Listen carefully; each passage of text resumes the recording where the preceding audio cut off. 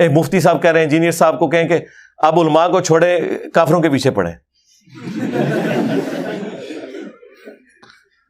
پہلی تو ہم الزامی بات کریں گے, پہلے بھی ہم کافروں کے پیچھے تھے کیونکہ ہر فرقہ دوسرے کو کافر سمجھتا ہے. آئے ہو نا داڑھ تلے, تو کافروں کے پیچھے ہی تھے پہلے بھی.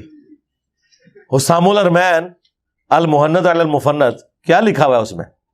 دوسرا, یہ جذباتی جملے بولتے ہو, ہم سے بھی پوچھو, ہم تو ہر ٹاپک پہ بات کر رہے ہیں.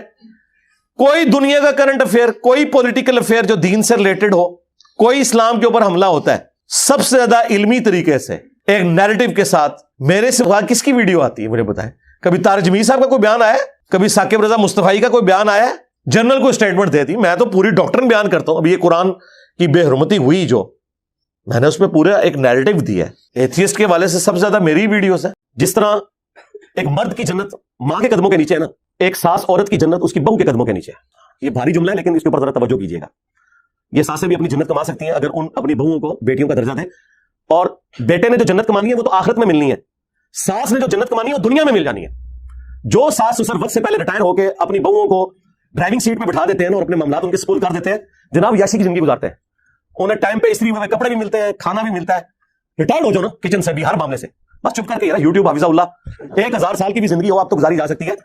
اللہ کا کتنا بڑا یہ فضل ہے یوٹیوب.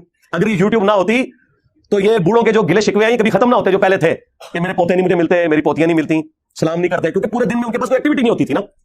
اور آج پوتے پوتیاں چلے بھی جائیں نا تو وہ کہتے ہیں آخری کس چلتی ڈرامے دی بات ہی چاہیے. اور پازیٹیولی بھی آپ پروگرام اتنے ماشاءاللہ مذہبی پروگرام بھی آپ دیکھیں. میں کہتا ہوں جی بڑھاپا گزارنا, ریٹائرمنٹ کے بعد کی زندگی گزارنا آسان کر دیا ہے سوشل میڈیا نے ماشاءاللہ تعالی. جیسے انسانوں میں پیغمبر بھیجے جاتے ہیں ویسے ہی جنات کی ہدایت کے لیے بھی کوئی بھیجا جاتا ہے. جی یہی پیغمبر جنات کی ہدایت کا بھی سبب ہے, جس کا ثبوت سورہ جن اور سورہ احقاف میں پڑھے کہ جو جنوں کا ایک گروہ نبی الاسلام کی تلاوت سن رہا تھا تو اس نے کیا کہا تھا کہ ایک ایسی کتاب نازل ہوئی ہے موسیٰ علیہ السلام کے بعد جو رشد و ہدایت کی طرف, توحید کی طرف بلاتی ہے. تو وہ جنات موسیٰ علیہ السلام کا ذکر کر رہے تھے. اس کا مطلب ہے کہ نبی علیہ السلام پر ایمان لانے سے پہلے وہ حضرت موسیٰ علیہ السلام کے ماننے والے تھے. تو جنات کے پیغمبر بھی انسانوں والے پیغمبر ہیں, اس کے اوپر اجماع ہے, کوئی دوسری رائے نہیں ہے. یہ غامدی صاحب کا کہنا یعنی یہ ان کی ذاتی رائے ہے, ان سے پہلے امت میں کبھی یہ کانسیپٹ نہیں رہا کہ جنات میں کوئی الگ سے کوئی پیغمبر آئے ہوئے ہیں. انسانوں کے پیغمبر ہی جنات کے پیغمبر ہیں. ہمارے نبی علیہ السلام جنوں انس دونوں کی طرف پیغمبر بنا کے بھیجے گئے ہیں. میں نے تو غامدی صاحب سے کہا تھا کہ آپ میری داڑھی لے لیں, مجھے اپنے اخلاقیات دے دیں. تو مجھے کہنے لگے انجینئر صاحب میں جوانی میں آپ سے بھی زیادہ جذباتی تھا, ٹھیک ہے آپ اتنے جذباتی نہیں ہیں, تو وقت کے ساتھ فرق پڑے گا. تو اللہ کا فضل ہے فرق پڑ رہا ہے, لیکن الحمدللہ ریڈ لائن کبھی بھی کراس نہیں کی ہے. حضرت عمر سے ابھی بھی میں بہت نہ رہوں الحمدللہ, لیکن حضرت ابوبکر کی طرح کا اخلاق نہیں ہے, تو کوئی فرق نہیں پڑتا. رسول اللہ کے تو دونوں ساتھی تھے, ابوبکر بھی اور عمر بھی, دونوں رول ماڈل ہیں ہمارے لیے. ٹھیک ہے, جب حضرت علی نے محمد رسول اللہ مٹانے سے انکار کر دیا تھا, جب کافروں نے اعتراض کیا ہم تو آپ کو اللہ کا رسول نہیں مانتے, آپ لکھیں محمد بن عبداللہ. حضور نے کہا علی کاٹ دو, لکھ دو. انہوں نے کہا یا رسول اللہ میں تو نہیں کاٹوں گا. حضور نے کہا ادھر مجھے دو, پھر آپ نے لکیر پھیری. اسی حدیث کا ایک طریق سنن نسائی الکبریٰ کے اندر موجود ہے, وہ بڑا دردناک ہے. حضور نے یہ کیا تو اس کے بعد نبی الاسلام نے حضرت علی کو کہا کہ اے علی تم پہ بھی اسی طرح کا ایک وقت آئے گا, اس وقت تمہیں بھی وہی کچھ کرنا ہوگا جو آج میں کر رہا ہوں. انہوں نے کیا کہا تھا کہ ہم محمد رسول اللہ نہیں مانتے, محمد بن عبداللہ لکھو. جب حضرت علی اور حضرت معاویہ کے درمیان جنگ بندی ہوئی, جو معاہدہ لکھا گیا اس میں لکھا تھا امیر المؤمنین خلیفۃ المسلمین علی ابن ابی طالب اور معاویہ ابن ابی سفیان کے درمیان. ان کے پاس جب یہ معاہدہ پہنچا تو انہوں نے کہا میں تو اس معاہدے پہ سائن نہیں کروں گا, میں تو اسے امیر المؤمنین نہیں مانتا ہوں. تو وہ جب حضرت معاویہ نے وہ تحریر واپس کی نا, تو حضرت علی رضی اللہ تعالیٰ عنہ نے کہا صدق رسول اللہ صلی اللہ علیہ وآلہ وسلم, رسول اللہ نے سچ کہا تھا, اور کہا کہ یہ مٹا دو, تم لکھو علی ابن ابی طالب اور معاویہ ابن ابی سفیان کے درمیان. مرنے کے بعد اگر کوئی نماز پڑھ رہا ہے یا قرآن کی تلاوت کر رہا ہے عالم برزخ کے اندر, تو اس سے اس کے درجات نہیں بلند ہونے, وہ اس کا اپنا شغف ہے. وہ تو قرآن میں بھی آیا کہ جنتی جنت میں پہنچ کے ان کا کلام ہی ہوگا الحمدللہ رب العالمین, سبحان اللہ, اللہ کی تعریف کریں گے, ایون نماز بھی پڑھیں گے. سنن ابن ماجہ میں حدیث ہے, پوری سند المستدرک للحاکم میں, مشکات میں موجود ہے کہ جب کسی مومن کو دفنایا جاتا ہے تو اسے عصر کا وقت قبر میں دکھایا جاتا ہے. وہ فرشتوں سے کہتا ہے مجھے چھوڑ دو, میں نماز پڑھ لوں, سورج غروب ہو رہا ہے, میری نماز کہیں رہ نہ جائے. اتنا اس کا شوق ہوتا ہے. تو لیکن یہ جو نمازیں ہیں، یا مسلم شریف میں آیا کہ حضرت موسیٰ علیہ السلام کو نبی صلی اللہ علیہ وآلہ وسلم نے اپنی قبر میں نماز پڑھتے ہوئے دیکھا، یہ وہ نمازیں ہیں. یا انبیاء کرام بیت المقدس میں مسلم شریف میں آیا کہ جمع ہوئے اور نبی علیہ السلام کی اقتداء میں نماز پڑھی. یہ وہ جو نمازیں ہیں نا، یہ اللہ کے شکرانے کی نمازیں ہیں. اس سے آخرت کے درجات کی بلندی کا کوئی معاملہ نہیں ہوگا. وہ دنیا میں جو آپ نے عمل کیا نا، بس وہی آپ کے وہاں پہ کام آنا ہے. اکرمہ ابن ابی جہل وہ بھی بھاگ گیا، ابو جہل کا بیٹا، وہ سنن نسائی میں آتا ہے.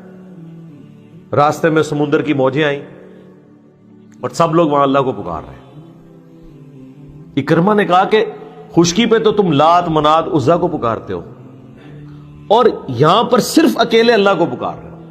انہوں نے کہا یہاں کوئی بت کام نہیں آتا، اللہ ہی کام آتا ہے. اللہ کو تو وہ مانتے تھے، لیکن اللہ کے ساتھ چھوٹے دیوتاؤں کو مانتے تھے.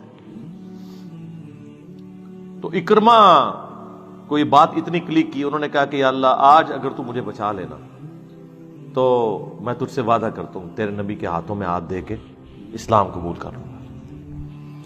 وہی ہوا، اللہ نے نجات دے دی. یہ اللہ کی رحمت ہے. کہاں مکی قرآن میں 13 سال کی دھمکیاں، اور کیسی دھمکیاں کہ اگر ایمان نہیں لاؤ گے تو تم پہ وہی عذاب آئے گا جو قوم عاد پہ آیا، قوم سمود پہ آیا، قوم شعیب پہ آیا. دھمکیوں سے بھرا ہوا قرآن، اور اینڈ کیا ہو رہا ہے؟ ساروں کی معافی ہو رہی ہے. یہ ہے اللہ کی رحمت. ہونا تو چاہیے تھا وہ دھمکیاں ایگزیکیوٹ ہوتی، لیکن نہیں ہوئی. اکرمہ جناب اس نے کہا کہ نبی علیہ السلام بھی تو یہی کہتے ہیں خشکی پہ کہ ایک اللہ کو پکارو، سمندر کی موجوں میں تم بھی مواحد ہو. ٹھیک ہے، اور اندازہ کریں مشرکین عرب یہ نہیں کہتے تھے یا بہاول آگ بیڑا تاک، یا معین الدین چشتی پار لگا دے کشتی. موجوں میں وہ بھی اکیلے اللہ کو پکارتے تھے. واپس آئے، پیش ہوئے، اسلام قبول کر لیا. حالانکہ اکرمہ ان چند لوگوں میں سے تھے جنہوں نے فتح مکہ کے دن بھی لڑائی کی کوشش کی تھی اور تلوار نکال لی تھی، لیکن قسمت اچھی تھی، آگے تھے حضرت خالد بن ولید، ان کی دوستی تھی ان کے ساتھ. تو خالد بن ولید نے کہا کہ آج تو میری تلوار سے نہیں بچے گا. یہ ذہن میں رکھیں، اسے ہی پتا تھا کہ خالد کی تلوار کا کوئی مقابلہ نہیں کر سکتا. تو انہوں نے کہا یا تو میرے تو سامنے نہ آ یا بھاگ جا یہاں سے، آج تو نہیں بچے گا، یا اسلام قبول کر لے. خیر وہ اللہ نے ان کی قسمت میں لکھی ہوئی تھی ہدایت، مسلمان ہو گئے اور جنگ یرموک میں وہ شہید ہوئے ہیں رومن امپائر کے خلاف لڑتے ہوئے. آپ دیکھ لیں، یعنی بمشکل 5 سال کا انہوں نے وقت اسلام میں گزارا ہے. 5 بھی پورے نہیں ہوں گے، 4 سال اور کچھ مہینے. اور باپ امت کا فرعون ہے ابو جہل، اور بیٹا اکرمہ صحابی ہے، اکرمہ بن ابی جہل رضی اللہ تعالی عنہ. کہ نبی علیہ السلام نے حضرت علی سے ایک دن فرمایا تھا، اے علی، اگلی امتوں میں سب سے بڑا بدبخت وہ تھا جس نے قوم عاد کی اونٹنی کو قتل کیا اور اس کے بعد عذاب آ گیا. میری امت کا سب سے بڑا بدبخت وہ ہوگا جو تیرے سر کے خون سے تیری داڑھی کو رنگ دے. اور وہی ہوا ہے. اور اس کے بعد پھر دیکھیں امت ایک جگہ جمع نہیں ہوئی. حضرت علی ایک آخری کوشش تھی، اور جن لوگوں نے اس وقت ساتھ نہیں دیا پھر ان کو دنیا میں اس کا خمیازہ بھگتنا پڑا ہے. عبداللہ بن عمر نے بیعت نہیں نہ کی تو صحیح بخاری اٹھا کے دیکھیں، عبداللہ بن عمر کو آل امیہ نے قتل کروایا. حجاج بن یوسف نے زہر آلود نیزہ مروا دیا.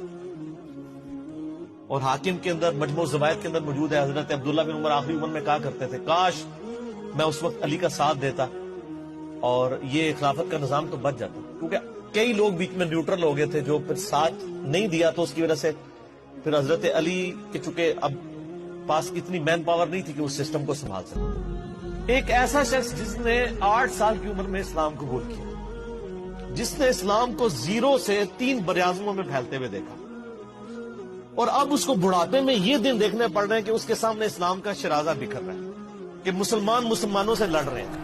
ایک ایک جنگ میں 8-8 10 ہزار لوگ، جن میں مرنے والے صحابہ ہیں حضور کی تربیت یافتہ، جو ایک آواز کے اوپر حضور کی لبیک کہنے والے تھے، شیر و شکر تھے آپس میں.